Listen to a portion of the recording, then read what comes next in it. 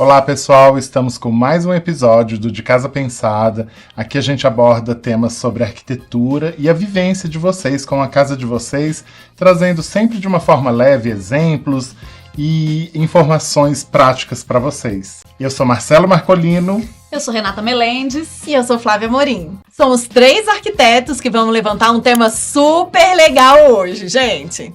Para você, o tamanho importa! Você já se imaginou vivendo em 30 metros quadrados ou em 500, 600, 700 metros quadrados? E o quanto isso influencia na sua vida, na sua rotina? Vamos conversar sobre isso um pouquinho? É sim, porque não é só uma questão de tamanho, né, de metragem. A relação com a casa, com os espaços que a gente convive, eles podem influenciar, sim, comportamentos e uma série de coisas, não? Demais, né? E assim, pensando que não necessariamente a gente mora sozinho, mas divide com outras pessoas, claro que tamanho importa. Mas é porque vai determinar essas interações todas, a praticidade do dia a dia, o quanto a gente vai ter que compartilhar espaços, né? O que a gente vai ter de privacidade e de interatividade vai Sim. ter muita relação com o tamanho do imóvel, Com né? certeza. E não só isso também de limpeza, funcionalidade do dia a dia. Quando a gente opta por um imóvel menor, isso tudo é muito mais prático, né? E num imóvel maior, isso demanda muito mais tempo, muito mais dedicação, por muitas vezes empregados numa casa, né? Que isso também é dor de cabeça, né? Um imóvel menor não vai significar que é pior e nem um imóvel maior vai ter só qualidades, né? Acho que é meio por aí. Tudo depende da relação, como eu falei, das pessoas, sejam elas sozinhas ou compartilhando espaços, né? Teoricamente, quanto maior o espaço, mais acessos a cantos, a espaços privativos a gente tem. Enquanto que no espaço pequeno, é meio tudo junto, né? Falando em dividir espaço com pessoas, isso pode ser um pouco problemático. A gente já falou sobre isso em outros episódios, sobre conflito, né? O quanto um espaço pequeno pode gerar conflitos, né? Mas, por outro lado, eu fico pensando assim, né? Essa praticidade de morar num espaço pequeno pode eliminar vários conflitos também, né? Facilitar, baratear. Embora faça mais sentido também se ele estiver bem localizado, né? Às vezes eu acho que tem muito isso, de imóveis pequenos estarem mais próximos do centro, né? Ou do trabalho, e os imóveis maiores mais distantes. Não é sempre assim, mas tem essa relação. Mas tem um fundo de realidade nessa frase sua, porque com especulação imobiliária, valor altíssimo do metro quadrado. Aqui em Brasília, a gente tem um dos metros quadrados mais caros do Brasil, né?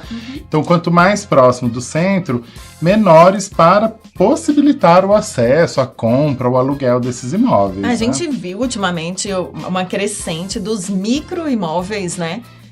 Que estão aparecendo nos centros urbanos do país, né? Em São Paulo, a gente chegou a ver imóveis de 10 metros quadrados, né? E, gente, Só para vocês terem ideia, 10 metros quadrados geralmente é o tamanho de um quarto de um apartamento, quarto médio para bom, né? Então, mas imagina ter um apartamento inteiro dentro de 10 metros quadrados. Cozinha e dormitório, tem que ter essas 3. Dormitório, mínimo, né? sala, né? Um lugarzinho, pelo menos você sentar em casa e trabalhar. Eu acho que sala não conta, não é? Não, assim, dormitório sala. Dormitório sala é um quarto de hotel, mas né? É que aí entram aquelas modulações, sabe? De dia vira o sofá, à noite você dobra, vira uma cama. Aí São entra. Mas eu fiquei pensando nisso, assim, se eu moraria em espaços menores, o que me faria escolher um espaço menor? E pensando que eu ainda tenho filho pequeno, assim, que dependem de mim, né, pra levar, pra buscar, eu toparia, assim, diminuir o imóvel em prol de estar próximo. Pra estar bem localizado. Sim. Já procurei nessas minhas andanças de procurar apartamento pra mudar, já olhei coisas mais distantes da minha vida e do meu dia a dia por serem maiores e acabei optando por metragens. Não posso dizer que eu moro num apartamento pequeno, mas já morei em apartamentos menores e imagino que eu toparia morar num apartamento menor ainda se fosse pra estar perto. Mas jamais nesse limite. Eu acho que nem morando sozinha. Posso pagar minha língua ainda, não sei. Nunca diga nunca. Nunca não vai acontecer. Nossa, porque aí eu começo a pensar, de verdade, quando eu penso assim, nesses apartamentos que a gente viu e tá vendo aí, inclusive botando na tela, de 10 metros quadrados, eu cogitaria mudar de emprego. Se aquele fosse a minha opção para estar perto do trabalho, para não ter que pegar trânsito, eu acho que eu ia começar a avaliar mudar de emprego. Existe a possibilidade também de ser um apartamento para você passar a semana, né? Seria assim, trabalho de segunda a quinta presencial e de sexta a domingo eu tô numa casa maior, porque, gente, 10 metros quadrados não é um quarto de hotel, né? Não, você pensa... Vale dizer que a gente tá pegando esse exemplo aí que apareceu na tela, desse imóvel de 10, 12, tem de 15, o menor acho que é 10, em São Paulo, né? Que é uma cidade, uma megalópole do Brasil, e é uma cidade caótica, assim, em função de trânsito, dos fluxos todos, pode ser um grande problema. E aí houve muita migração, evasão de pessoas, grandes empresários, buscando subúrbios mais tranquilos. Até outras cidades, né? No caso de São Paulo, porque dá Exato, pra você acabam procurando células em torno ali. Então, aquele entorno de São Paulo é muito explorado do interior, sim, tem né? Condomínios, né? Exatamente. E aí, eu acho que esses imóveis surgem nesse sentido de atender essas pessoas pontualmente, assim, passar 2, 3, 4 dias. Mas eu acho que uma outra questão é assim, apesar do metro quadrado ser muito alto, o valor absoluto acaba sendo um valor pagável para muita gente, que com esse valor você não compraria outra coisa, né? Então teria que, assim, morar num lugar desse, mas ter toda uma vida paralela fora desse local, né? Ser sócio de um clube, ter um condomínio, eu nem sei se esses apartamentos têm condomínio, mas ter uma área comum para que você pudesse viver, até trabalhar nessas áreas comuns, né? Seria mesmo um dormitório para você ali, porque... eu fico pensando, durante a semana mesmo que eu quero chegar em casa para descansar, que eu quero um canto acolhedor, Fim de semana você tem um pouco mais de liberdade, Fim de semana eu né? paro em casa. Na minha cabeça é o contrário, mas talvez exatamente porque minha condição hoje é diferente dessa. Né? Esses edifícios, né, com esses apartamentos muito diminuídos, geralmente eles contam com uma área de lazer, com facilidades, serviços, né? Serviços, exatamente, lavanderia, enfim, uma série de coisas. Né? Uma sauna, um lugar para você fazer uma reunião, e quem busca esse tipo de imóvel para morar, não para essa coisa de apoio, né? É o que você falou, às vezes a pessoa tem aquele valor para comprar um imóvel e compra ali para morar no centro da cidade e tudo mais. Mas eu acho que aí abarca um perfil de pessoas que buscam praticidade, são pessoas que não necessariamente curtem a casa, gostam de ter espaços, né? Acho que a gente, como arquiteto, já tem esse ingrediente de gostar de casa, né? Exato. Talvez não seja. A gente já falou aqui em vários episódios que, além da gente gostar de casa, a gente trabalha de casa, a gente tem hobbies em casa, né? Sim. Então, a gente está falando de uma condição muito específica. Agora, tem pessoas que, pro outro lado da especificidade, gosta da casa prática. Eu chego, durmo, tomo banho. De tudo rapidinho, isso, né? e vou pra balada, vou pro meu trabalho, enfim. A própria cozinha ali, a copinha, como se fosse um flat, talvez nunca veja. Às vezes a pessoa nem se alimenta em uma casa, comida pronta, né? Chega já prontinho. No máximo. E as tiny house? Que agora até bilionário famoso tem. Pois virou um movimento de moda, né? Famoso, né? Mas faz sentido para lugares. A gente tá falando de Brasil, um país de dimensões continentais, né? As tiny houses, acho que assim, atendem a um público, a uma demanda de países onde a área é escassa, né? A gente tem esse movimento em parte da Europa, na Ásia, né? No Japão é muito famosa essa coisa. Casas grandes têm 90 metros quadrados, né? São no Japão, imensas. É muito fácil você ver vídeos aí pela internet de pessoas exatamente com aquela coisa modular que eu falei no começo, que a cama vira uma prateleira e depois você dobra, vira uma cozinha. Sim. E aí você fica brincando de alta tecnologia, mágico, né? Porque os nossos clientes, eles chegam pra gente querendo isso. A gente, calma, isso não tem aqui, não é nem assim. O seu Zé Marceneiro não vai fazer isso com maestria. A gente não tem essas ferragens. Ferragens específicas, muito robustas, né? E um funcionamento muito sensível, né? Não dá pra você dormir numa cama que durante o dia foi mesa, sem confiar legal nessa ferragem ali. Fora uma questão de habilidade, assim, né? Não basta eu ter ter uma cama que vira uma mesa de jantar.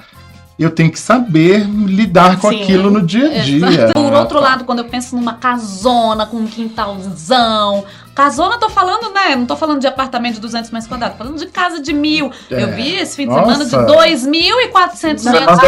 Mandei. Gente. Impressionante. Achei pesado.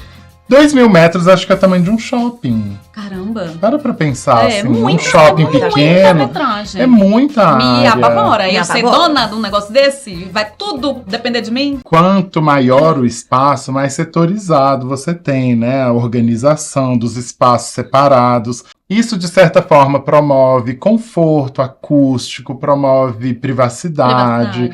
Nos imóveis grandes, porque às vezes as pessoas pensam assim, eu vou sair de um espaço pequeno porque tá me incomodando, convívio, etc e tal. Qualquer que seja a deixa, né? E aí se mudam para um espaço maior. E não calcula que, assim, não basta você comprar um espaço maior, uma casa maior, um apartamento maior. Ter.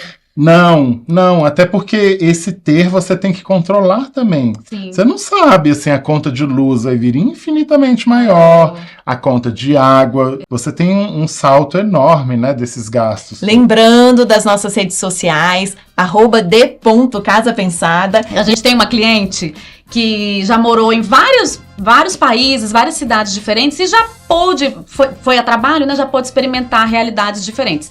E foi pra Europa, foi pra China, que são lugares, na China não, né, mas na Europa, com muito pouca oferta de mão de obra para serviços domésticos, Sim. né, para esse dia a dia. Então ela tinha muito que se virar sozinha, mesmo morando fora, mesmo trabalhando muito. Quando ela voltou pro Brasil, ela queria construir uma casa, a gente fez a casa dela já tem um tempinho, e uma das coisas que ela pediu foi essa praticidade. É uma casa grande, um quintal enorme, numa área de Brasília que tem terrenos muito grandes, mas ela queria essa praticidade, e a conformação final da casa ficou varandão grande, garagem boa, sala, a parte de receber é muito generosa. Espaços sociais Mas ela sempre pensou que ela precisava dar conta da casa sozinha. E a cozinha dela, que é a parte funcional ali, o coração da casa, fica bem no meio da casa mesmo, é uma cozinha pequena, relativamente pequena. Tem uma despensa boa, bem organizada, ela é toda bem equipada, mas não é uma cozinha grande, é dessas que você alcança uma bancada, vira, alcança outra, bota uma coisa no fogão. E ela que demandou isso pra gente, eu achei bem bacana. Uma área de serviço separada, que permite bons varais, bons equipamentos também, mas nada nesse caminho de ostentação. Pelo contrário, muito nesse pensamento de ter o mínimo de gente necessária pra ajudar a manter, sabe? Sim. Vou citar um exemplo aqui também, porque eu acho que essas necessidades, assim, elas têm sazonalidade, né? Eu tenho uma cliente de uns 10 anos atrás que me contratou, ela estava saindo de um apartamento enorme. À época, ela, enfim, já é uma idosa, e na época ela já tinha filhos, netos, etc. E todo mundo foi se acoplando nesse apartamento. Era enorme e esse apartamento virou o apartamento da família. Filhos, netos. E ela resolveu sair e se mudar para um flat. Hoje ela mora num hotel 5 estrelas aqui em Brasília. E ela foi para esse hotel e viveu muito bem durante, sei lá, quase 10 anos aí, nesse flat. E recentemente ela sentiu a necessidade pela mudança. Ela então tá com cerca de 80 anos agora. E agora ela volta a precisar de apoio, de staff, que um neto durma com ela. Sim. Legal. Então ela fez a compra de outro flat e transformou num apartamento. Voltou a ter um apartamento dentro do hotel dessa vez. E aí, para ela, as conveniências que o hotel oferece são muito, enfim, são convenientes, né? E, no entanto, ela tem um pouco mais de espaço pela demanda. Mas aí, a gente trabalhando de uma forma inteligente, ela continua tendo a praticidade de um flat, pequeno. Não é um apartamento muito grande, mas ela consegue ter mais espaços para acomodar mais pessoas. Legal. Uma dica que eu acho bem legal, além da integração, porque acaba que o espaço pequeno, ele demanda integração, né? O que a gente falou, uma parede às vezes ocupa um espaço que você não tem como despender daquele espaço. Mas mais do que a integração, a gente volta no lance da multifuncionalidade. É, de repente, ao invés de ter uma escrivaninha e uma mesinha de refeição, você vai ter uma mesinha que faça essa dupla função, né? Entre as refeições, ela acomoda bem um escritório e na hora que precisar também, você consegue sentar ali e fazer uma refeição rápida, né? Não necessariamente a gente precisa de multiferragens e móveis malucos que viram de cabeça para baixo, mas essa multifuncionalidade de cada espaço vai ficando necessária. E além disso, tem alguns artifícios que a gente pode lançar a mão, né? Por exemplo, aí a gente está falando de projetar espaço, pensar o espaço. Então tem questão de cores, a própria incidência de luz pode colaborar com isso. Revestimentos, né, variados, enfim, a gente consegue criar uma dinâmica para que os espaços não pareçam tão pequenos. Lembrei de uma polêmica dessa multifuncionalidade, que a gente também viveu recentemente no mundo da arquitetura, mas que a gente pode botar para vocês olharem aí, que é levar, de repente, a máquina de lavar para dentro do banheiro, o tanque para dentro do box do chuveiro, você compartilhar essas funções em momentos diferentes. Vocês viram isso recentemente nas redes sociais?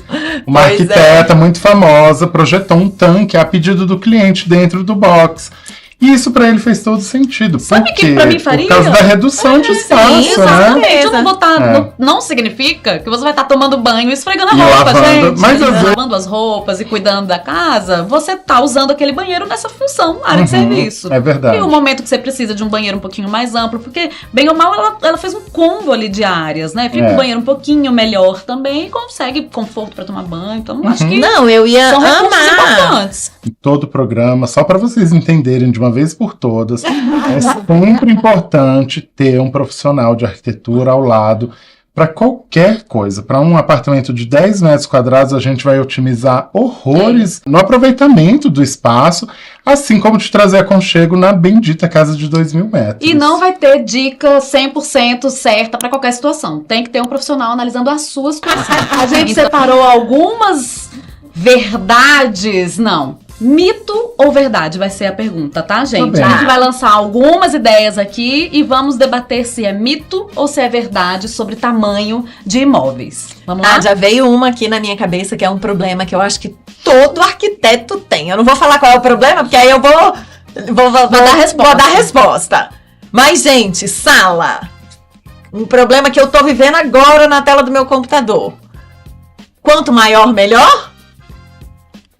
Mito ou verdade? Mito ou verdade? Ixi, gente, pra mim maior, é mito. melhor? Será? Ai. Acho que é mito. Tem umas salas grandes. Aí a gente vai voltar no finalzinho do bloco passado, eu acho. Dependendo da proporção da sala, da posição da circulação, porta, janela, tem umas salas grandes tão difíceis de resolver. Aí você vai botar mesa, sofá, televisão e parece que nenhum dos ambientes se fecha redondinho assim. Sim. Quando a sala é mais quadrada, que eu tô sobrando, sala quadrada, que coisa difícil, gente. Enquanto arquiteto, eu concordo com você. Na hora que a Flávia lançou a pergunta, eu titubeei, assim, não sei se é mito ou verdade, eu acho que podem ser as duas coisas. Pode ser problema, Eu concordo totalmente com você. Que pode ser um problema, mas aí, enquanto usuário de uma casa, eu sempre tive a ideia de que, assim, em prol da sala ser maior, significa que eu suprimo alguma coisa nos quartos, na área de dormir. E aí, para mim, faz sentido ter a área de convívio maior. Eu tô falando da minha realidade, que é morar sempre em apartamento, né?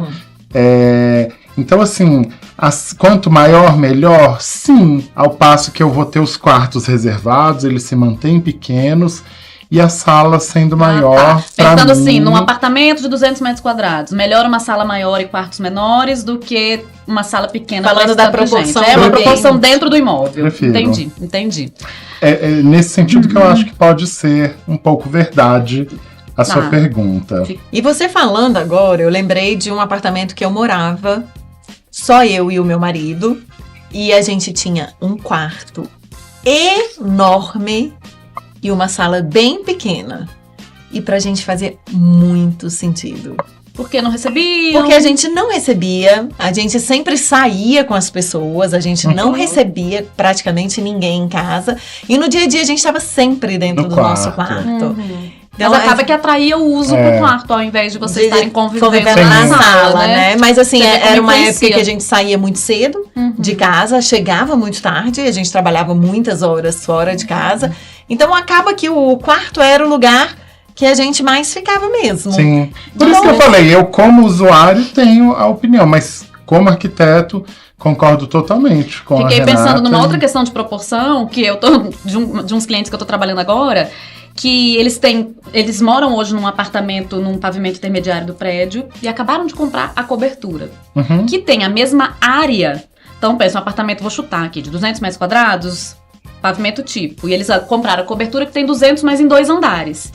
E como faz toda a diferença. E como faz diferença, assim, a divisão é muito pior da cobertura. Né? Porque tem a escada, porque tem a varanda lá de cima, o espaço gourmet, dentro daquela mesma área. Os quartos ficaram super pequenos. A própria sala do piso de baixo, onde ficam os quartos, hoje tem uma mesinha de 4 lugares, antes eles tinham uma mesa de 8 lugares, porque deu essa desmembrada, né? O espaço de receber foi pro piso de cima. Então são proporções que tamanho importou demais, assim. As pessoas às vezes acham que estão fazendo um upgrade, a gente vai pra cobertura, lá também tem... Mas a caixa de escada ocupa no mínimo 6 metros quadrados, né? São 6 metros a menos. Até mais do que isso, né? Aí você tem que se distribuir. Porque você tem a caixa, aí depois você tem que ter um espaço, né? Um fluxo bom de circulação na entrada e na saída da escada. Acaba ocupando muito espaço, Você vê que nesse assunto sala... É mais sobre proporção do que sobre tamanho. Que sobre espaço. E eu falei de sala, mas agora eu tô aqui pensando que quantos clientes a gente que chegam lá no escritório e falam, eu quero uma sala de 50 metros quadrados, um quarto de 15, gente, às vezes um quarto de 10 bem resolvido é tão melhor que um quarto de 15 que tem uma janela daqui, a porta do closet de cá, a porta da entrada daqui. Não é só sobre tamanho. Não é só sobre tamanho, gente! Já que a gente tá falando de casa, né, eu vou mandar cozinha estreita. É ruim necessariamente? Eu acho que é um mito. Que é ruim? Que é ruim, porque você deu um exemplo agora há pouco de uma cliente, né, de vocês, que tem uma casa confortável, mas a cozinha foi pequena. Cozinha, a gente sempre pensa na agilidade, na praticidade. Mesmo quando a cozinha é mais quadrada, a gente acaba criando proporções de corredor pra gente ter esse acesso às bancadas, né? Eu quero tirar uma coisa do forno ou da geladeira e ter onde apoiar. Exatamente. Então, a cozinha corredor...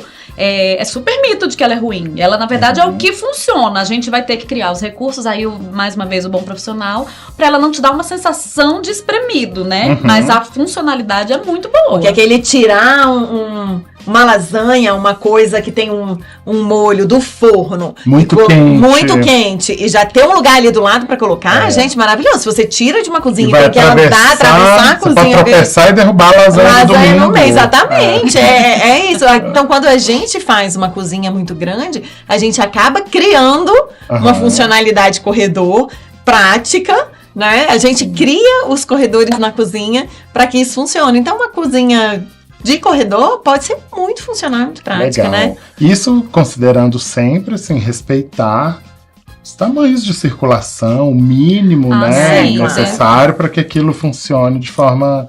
Tem que ter técnica ali pra estar bem resolvidinho, né? De mesmo. Espelho sempre amplia?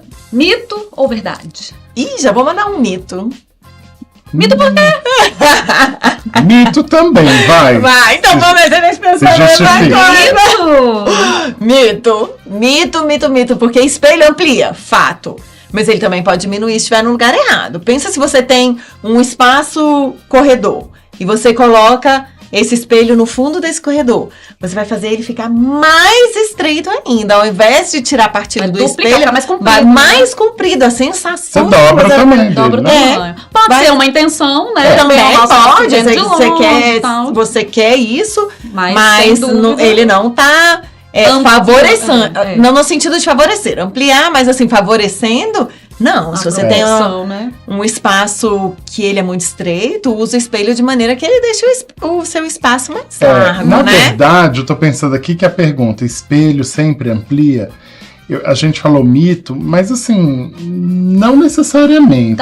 Né? Ele sempre amplia. Ele sempre amplia, mas ele causa boas sensações? Nem sempre, é verdade. Eu já vi muito espelho mal colocado que cria, na verdade, uma confusão visual. Você entra no espaço, você não sabe se tem que ir, se tem que voltar. Vira uma armadilha, né? Você fica completamente confuso. Às vezes isso é um truque excelente e a gente sabe como usar, né? Você cria uma sensação de que aquela sala se desdobra para lá, ou que aquele quarto tem um espaço a mais. Mas se é mal posicionado, primeiro que não reflete nada, às vezes reflete até uma coisa ruim. Esse é o meu maior medo. Às vezes o espelho tá refletindo a bacia sanitária lá do banheiro, num quarto. Tirando a privacidade. Às vezes o espelho tá refletindo a pia bagunçada da cozinha. Isso eu já vi demais. Sabe onde eu vejo muito isso? Em espaço comercial.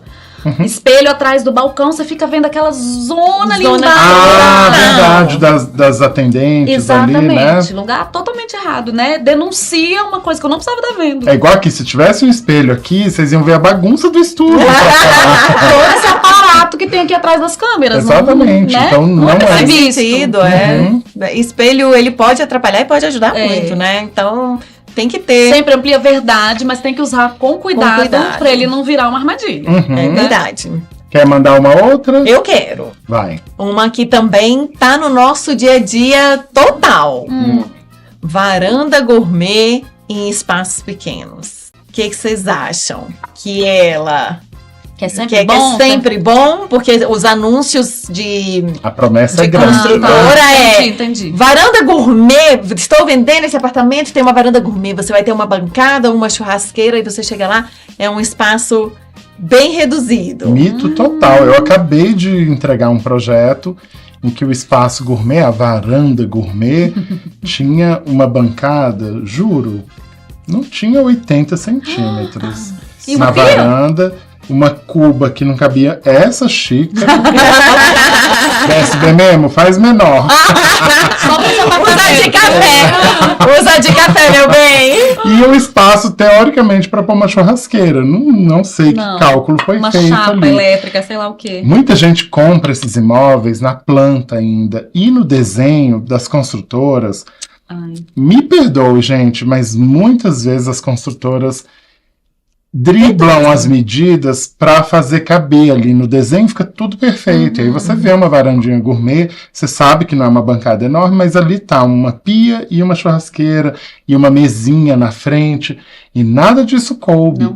Aí eu tive que convencer os clientes, né? E detalhe, o cliente do Sul faz questão de fazer churrasco. Ai, meu Deus. E aí mas a solução foi ótima, porque o apartamento tem uma disponibilidade boa de espaço. E a gente fez uma churrasqueira acoplada com um fogão lá na cozinha, uma mega coifa industrial.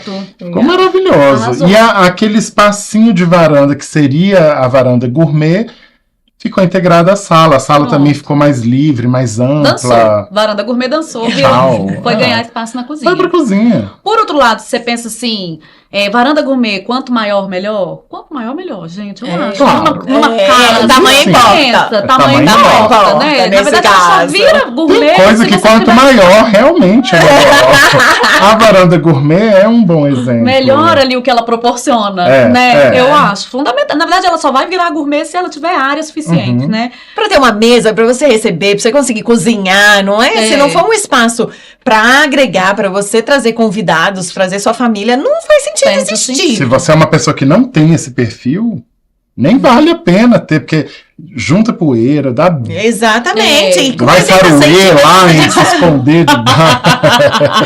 E com 80 centímetros você coloca quem, gente? Nem encostado na varanda você consegue colocar alguém sentado. Nem uma poltrona, uma mesinha. Gente, muito cruel. A gente já fez, eu lembrei de uma sala que a gente fez, que os clientes faziam muita questão de ter uma churrasqueira, e eles tinham uma sala muito ampla.